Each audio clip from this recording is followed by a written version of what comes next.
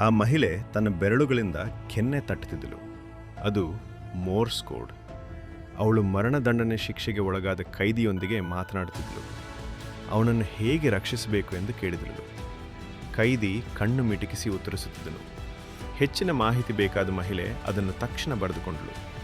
ಸಂದೇಶ ಮುಗಿಯುವಷ್ಟರಲ್ಲಿ ವಿಚಾರಣೆ ಮುಗಿದು ಕೈದಿಗೆ 3 ದಿನಗಳಲ್ಲಿ ಮರಣದಂಡನೆ ವಿಧಿಸಲಾಯಿತು. ಆದರೆ ಅವನು ಚಿಂತಿಸಲಿಲ್ಲ, ಏಕೆಂದರೆ ಅವನು ಮತ್ತು ಮಹಿಳೆ ತಪ್ಪಿಸಿಕೊಳ್ಳುವ ಯೋಜನೆ ಮಾಡಿಕೊಂಡಿದ್ದರು. ಆ ಕೈದಿಯ ಹೆಸರು ಡಯಾಬಾಲಿಕ್, ಕುಖ್ಯಾತ ಕಳ್ಳ. ಆ ರಾತ್ರಿ ಡಯಾಬಾಲಿಕ್ ಹೇಳಿದಂತೆ ಇವ ಗೋಡೆಯ ಬಳಿ ಹೋದಳು. ಅಲ್ಲಿ ಒಂದು ವಿಶೇಷ ಇಟ್ಟಿಗೆ ಇತ್ತು. ಅದನ್ನು ತಳ್ಳಿದಾಗ ಗೋಡೆ ಮೇಲಕ್ಕೆತ್ತಿತು. ಒಳಗೆ ಒಂದು ಐಷಾರಾಮಿ ಕಾರು ಕಾಣಿಸಿಕೊಂಡಿತ್ತು. ಇವ ಕಾರಿನಲ್ಲಿ ಕುಳಿತು ಹೊರಟಳು. 37 ಕಿಲೋಮೀಟರ್ ಗುರುತು ಬಂದಾಗ ಕಾರನ್ನು ನಿಲ್ಲಿಸಿದಳು. ಅಲ್ಲಿ ಬೆಟ್ಟ ನಿಧಾನವಾಗಿ ತೆರೆಯಿತು. ಅದು ಬಾಗಿಲಾಗಿ ರೂಪಾಂತರಗೊಂಡಿತು. ಕಾರು ಒಂದು ಗುಹೆಯೊಳಗೆ ಪ್ರವೇಶಿಸಿತು. ಅಲ್ಲಿ ಇವಳಿಗೆ ಹೊಸದಾದ ವಿಚಿತ್ರ ಜಗತ್ತು ಎದುರಾಯಿತು. ಅವಳು ಕೋಡ್ ನಮೂದಿಸಿದ ತಕ್ಷಣ ಸೇಫ್ ತೆರೆಯಿತು. ಒಳಗೆ ನೋಟುಗಳು ಮತ್ತು ಬಣ್ಣ ಬಣ್ಣದ ಔಷಧಿ ಬಾಟ್ಲಿಗಳು ಕಾಣಿಸಿಕೊಂಡವು. ಡಯಾಬಾಲಿಕ್ ಸೂಚಿಸಿದ ಹಳದಿ ಮತ್ತು ಹಸಿರು ಮದ್ದುಗಳನ್ನು ಇವ ಎತ್ತಿಕೊಂಡಳು. ಅವುಗಳನ್ನು ಬಳಸಿಕೊಂಡು ಡಯಾಬಾಲಿಕ್ನನ್ನು ಜೈಲಿನಿಂದ ಬಿಡಿಸಲು ಅವಳು ಹೊರಟಳು. ಆದರೆ ಅದಕ್ಕಾಗಿ ಅವಳು ಒಬ್ಬ ವಿಶೇಷ ವ್ಯಕ್ತಿಯನ್ನು ಹುಡುಕಬೇಕಾಗಿತ್ತು. ಅವನು ನ್ಯಾಯ ಸಚಿವ. ಅವನು ಭ್ರಷ್ಟ ಅಧಿಕಾರಿಯಾಗಿದ್ದು ತನ್ನ ಅಧಿಕಾರವನ್ನು ಯಾವಾಗಲೂ ದುರುಪಯೋಗಪಡಿಸುತ್ತಿದ್ದನು. ಜೊತೆಗೆ ಅವನು ಕಾಮುಕ ವೃದ್ಧನೂ ಆಗಿದ್ದನು. ಇವ ನ್ಯಾಯ ಸಚಿವನನ್ನು ಭೇಟಿಯಾದಾಗ ಅವನು ಅವಳ ಸೌಂದರ್ಯಕ್ಕೆ ಮಾರುಹೋದ. ಇವ ಕೂಡ ಅವನನ್ನು ಮೋಹಿಸುವಂತೆ ನಟಿಸಿದಳು.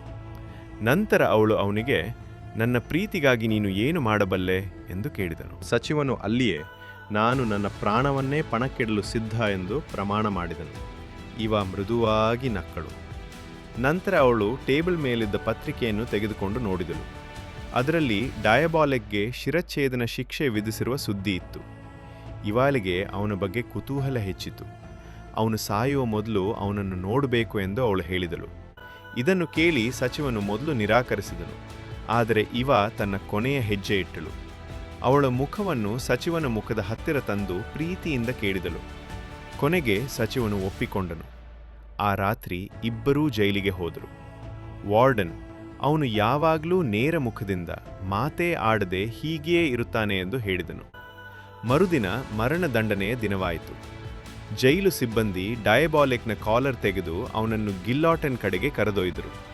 ಆದರೆ ಅವನು ಭಾವವಿಲ್ಲದಂತೆ ಏನೂ ಆಗದಂತೆ ನಡೆದುಕೊಂಡನು. ಶರೀಫ್ ಏನೋ ತಪ್ಪಾಗಿದೆ ಎಂದು ಅರಿತ ತಕ್ಷಣ ಮರಣದಂಡನೆಯನ್ನು ನಿಲ್ಲಿಸಲು ಪ್ರಯತ್ನಿಸಿದನು. ಆದರೆ ಅದು ತುಂಬ ತಡವಾಗಿತ್ತು. ತಲೆ ಈಗಾಗಲೇ ಬಿದ್ದಿತ್ತು. ಮುಖವಾಡವನ್ನು ತೆಗೆದಾಗ ಡಯಾಬಾಲಿಕ್ ಬದಲಿಗೆ ನ್ಯಾಯ ಸಚಿವನೇ ಸತ್ತಿದ್ದಾನೆ ಎಂಬುದು ಎಲ್ಲರಿಗೂ ತಿಳಿಯಿತು. ಹಿಂದಿನ ರಾತ್ರಿ ಇವ ತನ್ನ ಸೌಂದರ್ಯವನ್ನು ಬಳಸಿಕೊಂಡು ಸಚಿವರನ್ನು ಜೈಲಿಗೆ ಕರೆದುಕೊಂಡು ಹೋಗಿದ್ದಳು. ವಿಚಾರಣಾ ಕೊಠಡಿಗೆ ಪ್ರವೇಶಿಸಿದ ತಕ್ಷಣ ಅವಳು ಸಚಿವರ ಕುತ್ತಿಗೆಗೆ ಹಸಿರು ಸೀರಂ ಚುಚ್ಚಿದಳು. ಅದು ಸತ್ಯ ಹೇಳುವ ಮದ್ದು. ಸಚಿವರು ತಮ್ಮ ಎಲ್ಲಾ ಕಳ್ಳತನದ ಹಣವನ್ನು ಬ್ಯಾಂಕ್ ಸ್ಟೋರೇಜ್ ರೂಮ್ನಲ್ಲಿ ಮರೆಮಾಡಿರುವುದನ್ನು, ಅದರ ಕೀಯನ್ನು ಆಫೀಸ್ನ ಸೆಕ್ಯೂರಿಟಿ ರೂಮ್ನಲ್ಲಿ ಇಟ್ಟಿರುವುದನ್ನು ಬಹಿರಂಗಪಡಿಸಿದರು. ನಂತರ ಇವ ಹಳದಿ ದ್ರವವನ್ನು ಚುಚ್ಚಿದಳು. ಅದು ಸಚಿವರನ್ನು ದಿಗ್ಭ್ರಮೆಗೊಳಿಸಿ ಸಂಪೂರ್ಣವಾಗಿ ನಿಯಂತ್ರಣ ಕಳೆದುಕೊಳ್ಳುವಂತೆ ಮಾಡಿತು. ಕೊನೆಗೆ ಸಚಿವರಿಗೆ ಮಾನವ ಚರ್ಮದ ಮುಖವಾಡವನ್ನು ಧರಿಸಿದರು. ಅದೇ ಸಮಯದಲ್ಲಿ ಡಯಾಬಾಲಿಕ್ ವಾರ್ಡನ್ನ ಕಣ್ಣೆದುರೇ ಸಚಿವರ ಮುಖವಾಡ ಬಳಸಿಕೊಂಡು ತಪ್ಪಿಸಿಕೊಂಡನು. ಈ ಘಟನೆಯನ್ನು ಕಂಡುಹಿಡಿದಾಗಲೂ ಶೆರೀಫ್ ಶಂಕಿತನನ್ನು ಹಿಡಿಯುವ ಬದಲು ಆಟವಾಡಲು ನಿರ್ಧರಿಸಿದನು. ಶೆರೀಫ್ ಎಲ್ಲರಿಗೂ ಡಯಾಬಾಲಿಕ್ ಕೊಲ್ಲಲ್ಪಟ್ಟಿದ್ದಾನೆ ಎಂದು ಘೋಷಿಸಿದನು. ಅವನನ್ನು ಬಂಧಿಸಲು ರಹಸ್ಯವಾಗಿ ಸಿದ್ಧತೆ ನಡೆಯುತ್ತಿತ್ತು. ಆದರೆ ಡಯಾಬಾಲಿಕ್ಗೆ ತನ್ನ ಗುರುತು ಬಹಿರಂಗವಾಗಿದೆ ಎಂಬುದು ಗೊತ್ತಿರಲಿಲ್ಲ. ಅವನು ನಿರ್ಲಕ್ಷ್ಯವಾಗಿ ಕಚೇರಿಗೆ ಹೋಗಿ ತಿಜೋರಿಯನ್ನು ತೆರೆದು ಬ್ಯಾಂಕ್ ಶೇಖರಣಾ ಕೊಠಡಿಯ ಕೀಲಿಯನ್ನು ತೆಗೆದುಕೊಂಡು ಹೊರಡುವುದಕ್ಕೆ ಸಿದ್ಧನಾದ.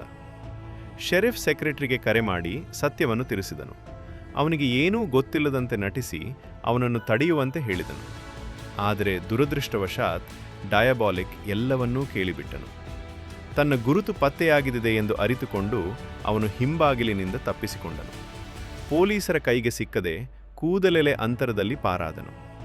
ಇದೀಗ ಅವನಿಗೆ ಸಚಿವನಂತೆ ನಟಿಸಿ ಬ್ಯಾಂಕಿನಿಂದ ಹಣ ಕದಿಯುವುದು ಅಸಾಧ್ಯವಾಗಿತ್ತು.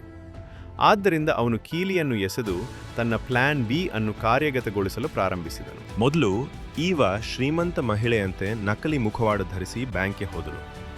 ಅವಳು ಪ್ರಸಿದ್ಧ ಚಿತ್ರವನ್ನು ಸ್ಟೋರೇಜ್ ರೂಮ್ನಲ್ಲಿ ಇಡಲು ಬಂದಿದ್ದಂತೆ ನಟಿಸಿದಳು. ನಂತರ ಬ್ಯಾಂಕಿನ ಸೆಕ್ಯೂರಿಟಿ ಸಿಸ್ಟಮ್ ಹೇಗೆ ಕೆಲಸ ಮಾಡುತ್ತದೆ ಎಂದು ಕೇಳಿದಳು. ಪ್ರಾಮಾಣಿಕ ವ್ಯಕ್ತಿಯಾಗಿದ್ದ ಬ್ಯಾಂಕ್ ಮ್ಯಾನೇಜರ್ ತನ್ನ ಬ್ಯಾಂಕಿನ ಬಲವಾದ ಭದ್ರತೆಯನ್ನು ತೋರಿಸಲು ಸ್ಟೋರೇಜ್ ರೂಮ್ನ ಸಂಪೂರ್ಣ ರಚನೆಯನ್ನು ವಿವರಿಸಿದಳು. ಬುದ್ಧಿವಂತ ಈವಾ ಅದನ್ನೆಲ್ಲ ಬರೆದು ನಂತರ ಡಯಾಬಾಲಿಕ್ಗೆ ಸಂಕ್ಷಿಪ್ತವಾಗಿ ವಿವರಿಸಿದಳು. ಅತ್ಯಂತ ಮುಖ್ಯವಾದ ವಿಷಯವೆಂದರೆ ಹೊರಗಿನ ಗೋಡೆ ಮತ್ತು ಸ್ಟೋರೇಜ್ ರೂಮ್ನ ನಡುವಿನ ಮುಳ್ಳು ತಂತಿಯನ್ನು ಮುಟ್ಟಬಾರದು. ಅದನ್ನು ಮುಟ್ಟಿದರೆ ತಕ್ಷಣ ಅಲಾರಂ ಸದ್ದು ಮಾಡುತ್ತಿತ್ತು ಮತ್ತು ಪೊಲೀಸರು 5 ನಿಮಿಷಗಳಲ್ಲಿ ಬರುತ್ತಿದ್ದರು. ಮ್ಯಾನೇಜರ್ ಈವಾಗೆ ಒಂದು ಕೀಯನ್ನು ಕೊಟ್ಟಳು.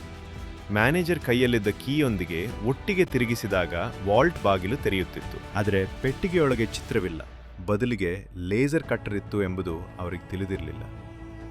ಇಷ್ಟೆಲ್ಲ ಮಾಡಿದ ನಂತರ ಇವಾ ತನ್ನ ಮಿಷನ್ನು ಯಶಸ್ವಿಯಾಗಿ ಪೂರ್ಣಗೊಳಿಸಿದಳು. ಡಯಾಬಾಲಿಕ್ಗೆ ಈಗ ಹೆಚ್ಚಿನ ಶಕ್ತಿ ದೊರಕಿತು. ಸಾಮಾನ್ಯವಾಗಿ ಕಾಣುವ ಪೆಟ್ಟಿಗೆಯೊಳಗೆ ಲೇಸರ್ ಕಟ್ಟರ್ ಇತ್ತು. ಅದನ್ನು ಬಳಸಿ ಬ್ಯಾಂಕನ್ನು ದೋಚಲು ಸಾಧ್ಯವಾಗುತ್ತಿತ್ತು. ಸಂಜೆ 5 ಗಂಟೆಗೆ ಬ್ಯಾಂಕ್ ಮುಚ್ಚಿ ದೀಪಗಳು ಆರಿದಾಗ ಯಂತ್ರ ನಿಖರವಾಗಿ ಕಾರ್ಯನಿರ್ವಹಿಸಲು ಆರಂಭಿಸಿತು. 5:37 ಅದು ಆಫ್ ಆಗುತ್ತಿತ್ತು. ಈ ಸಮಯ ಏಕೆ ಇಷ್ಟು ನಿಖರವಾಗಿತ್ತು? ಏಕೆಂದರೆ ಈ ರೀತಿಯಲ್ಲಿ ಮಾತ್ರ ಅಲಾರಂ ಬಲೆ ಪ್ರಚೋದಿಸದೆ ಉಕ್ಕಿನ ಗೋಡೆಯನ್ನು ಸಂಪೂರ್ಣವಾಗಿ ಕರಗಿಸಬಹುದಾಗಿತ್ತು. ನಂತರ ಡಯಾಬಾಲಿಕ್ ಬ್ಯಾಂಕಿನ ಹತ್ತಿರದ ಮ್ಯಾನ್ ಹೋಲ್ ಮೂಲಕ ಒಳಚರಂಡಿಗೆ ಪ್ರವೇಶಿಸಿದನು. ಅವನು ಪೈಪ್ಗಳನ್ನು ಹಿಂಬಾಲಿಸಿ ಬ್ಯಾಂಕ್ವರೆಗೆ ಬಂದನು.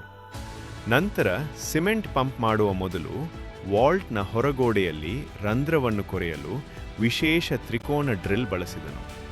ಇದರಿಂದ ಹೊರ ಮತ್ತು ಒಳಗೋಡೆಗಳು ಮುರಿದು ಮಧ್ಯದಲ್ಲಿದ್ದ ತಂತಿ ಜಾಲರಿಯ ಪದರ ಮಾತ್ರ ಉಳಿಯಿತು. ಈ ಜಾಲರಿಯನ್ನು ಮುಟ್ಟಿದ್ರೆ ಅಲಾರಂ ಸದ್ದು ಮಾಡ್ತಿತ್ತು. ಆದರೆ ಡಯಾಬಾಲಿಕ್ ತಕ್ಷಣ ಕಾರ್ಯನಿರ್ವಹಿಸಿದನು.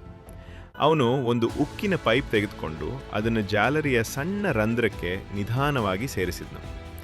ನಂತರ ಕೆಲವು ಹನಿ ಆಮ್ಲವನ್ನು ಕಮಾನಿನ ಬೀಗದ ಮೇಲೆ ಸುರಿದನು. ಲೋಹ ಬೇಗನೆ ಸವೆದು ಹೋಯಿತು. ಅವನು ಹಿಂದಿನ ಡ್ರೈನೇಜ್ ಪೈಪ್ ತೆರೆಯುತ್ತಿದ್ದಂತೆ ನೀರು ಹೊರಗೆ ಹರಿಯಿತು. ಈ ಅವಕಾಶವನ್ನು ಬಳಸಿಕೊಂಡು ಅವನು ಗೇರ್ಗಳನ್ನು ಬದಲಾಯಿಸಿದನು. ನೀರು ಜಾಲರಿಯನ್ನು ತಲುಪುತ್ತಿದ್ದಂತೆ ಅಲಾರಂ ಆನ್ ಆಯಿತು. ಶಬ್ದ ಕೇಳಿದ ಭದ್ರತಾ ಸಿಬ್ಬಂದಿ ತಕ್ಷಣ ಕ್ಯಾಮೆರಾ ದೃಶ್ಯಗಳನ್ನು ಪರಿಶೀಲಿಸಿದರು. ಸ್ಟೋರೇಜ್ ರೂಮ್ನೊಳಗೆ ನೀರು ತುಂಬಿರುವುದನ್ನು ನೋಡಿ ನೀರಿನ ಪೈಪ್ ಒಡೆದಿದೆ ಎಂದು ಭಾವಿಸಿದರು. ಅವರು ಅಲಾರಂ ಆಫ್ ಮಾಡಿ ಶಾಂತವಾಗಿ ಮ್ಯಾನೇಜರ್ಗೆ ಮಾಹಿತಿ ನೀಡಿ ಅಗ್ನಿಶಾಮಕ ಇಲಾಖೆಗೆ ಕರೆ ಮಾಡಿದರು. ಮ್ಯಾನೇಜರ್ ಆಗಮನವನ್ನು ವಿಳಂಬಗೊಳಿಸಲು ಡಯಾಬಾಲಿಕ್ ತನ್ನ ಮಾರ್ಗವನ್ನು ಹಾಳು ಮಾಡಿದನು. ಇದರಿಂದ ಮ್ಯಾನೇಜರ್ ಬೇರೆ ದಾರಿಯನ್ನು ತೆಗೆದುಕೊಳ್ಳಬೇಕಾಯಿತು. ಮ್ಯಾನೇಜರ್ ಬಳಿ ಮಾತ್ರ ಸುರಕ್ಷಿತ ಕೀ ಇದ್ದುದರಿಂದ ಇತರರು ಹೊರಗೆ ಅಸಹಾಯಕರಾಗಿದ್ದರು. ಅದೇ ಸಮಯದಲ್ಲಿ ಪ್ರವಾಹದ ನೀರು ವಿದ್ಯುತ್ ಸರಬರಾಜನ್ನು ಓವರ್ಲೋಡ್ ಮಾಡಿತು. ಇದರಿಂದ ಶಾರ್ಟ್ ಸರ್ಕ್ಯೂಟ್ ಉಂಟಾಗಿ ಬ್ಯಾಂಕಿನ ಸರ್ವೆಲೆನ್ಸ್ ತಕ್ಷಣವೇ ಸ್ಥಗಿತಗೊಂಡಿತು. ಡಯಾಬಾಲಿಕ್ ಸ್ಟೋರೇಜ್ ರೂಮ್ನೊಳಗೆ ಪ್ರವೇಶಿಸಿ ಸಚಿವರ ಸೇಫ್ ಅನ್ನು ಕಂಡುಹಿಡಿದನು. ಅವನು ಸುಲಭವಾಗಿ ಬಾಗಿಲು ತೆರೆದು ಕೋಟಿಗಟ್ಟಲೆ ಮೌಲ್ಯದ ಆಭರಣಗಳನ್ನು ತೆಗೆದುಕೊಂಡನು.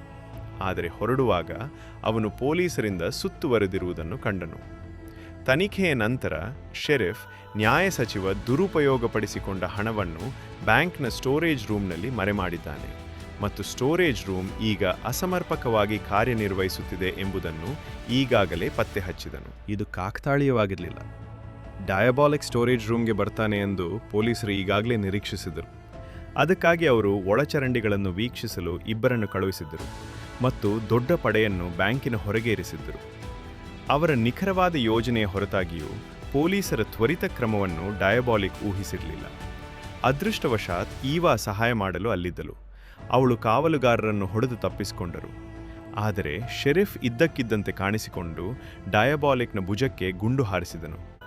ಶೆರಿಫ್, ನಿನ್ನ ಕಥೆ ಮುಗಿಯಿತು, ಶರಣಾಗು ಎಂದು ಹೇಳುತ್ತಿದ್ದಾಗ ಈವಾ ನೀರಿನಿಂದ ಹೊರಬಂದು ಕೋಲಿನಿಂದ ಶೆರಿಫ್ನನ್ನು ಹೊಡೆದು ಕೆಡವಿದಳು.